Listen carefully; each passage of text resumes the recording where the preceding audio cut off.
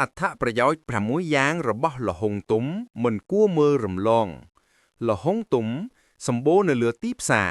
ជាមួយតម្លៃវិញក៏ធូរថ្លៃចំណែកអត្ថប្រយោជន៍ចំពោះសុខភាពក៏មានច្រើន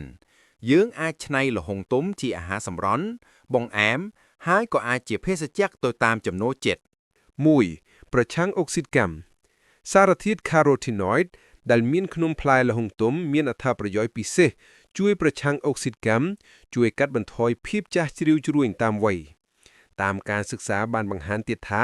សារធាតុប្រឆាំងអុកស៊ីតកម្មនិងជាសារធាតុចិញ្ចឹមនៅក្នុងផ្លែល្ហុងជួយការពារព្យាបាលជំងឺជាច្រើនទៀតដូចជាជំងឺភ្លេចភ្លាំងប្រតិកម្មអាឡែហ្ស៊ីប្រឆាំងជំងឺមហារីកនិងជំងឺស្លេកស្លាំង 2. ប្រឆាំងជំងឺមហារីកសារធាតុឡៃកូប៉ែននៅក្នុងផ្លែល្ហុងអាចកាត់បន្ថយហានិភ័យពីការកើតជំងឺមហារីកហើយក៏រួមចំណែកក្នុងការព្យាបាលជំងឺមហារីកផងដែរប្រតែឡៃកូប៉ែនមានមុខងារសំខាន់ប្រឆាំងនឹងរ៉ាឌីកាល់សេរីដែលជាមូលហេតុបង្កជាជំងឺមហារីក 3. ជួយសុខភាពបេះដូងផ្លែល្ហុងក៏ជាប្រភេទអាហារដែលអាចជួយការពារសុខភាពបេះដូងតាមការសិក្សាបានបង្ហាញថាប្រភេទផ្លែឈើដែលមានផ្ទុកវីតាមីន C និងឡៃកូពីន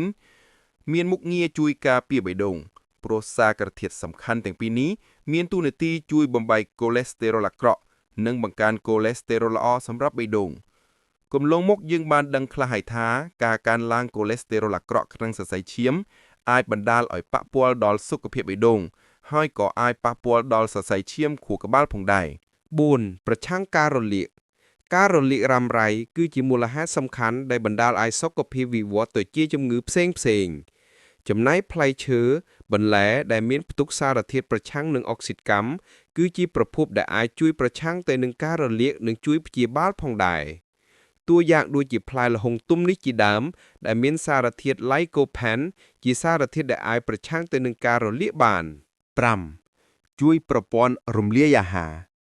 ប្រភពនៃប្រូតេអ៊ីននិងជាតិសរសៃដែលមានក្នុងផ្លែល្ហុង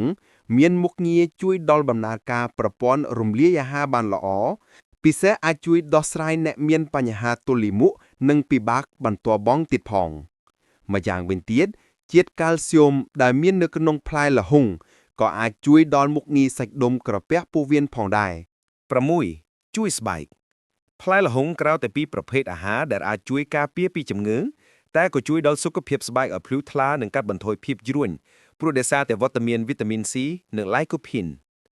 វីតាមីន C មានទំនាក់ទំនងសំខាន់ជួយឲ្យរាងកាយអាចផលិត collagen នៅក្នុងស្បែកដែលជួយបន្ថយភាពខូចខាតរបស់ស្បែកវិវត្តទៅតាមវ័យបើគិតថាវីដេអូនេះល្អសូមជួយចែករំលែកបន្តផងសូមអរគុណ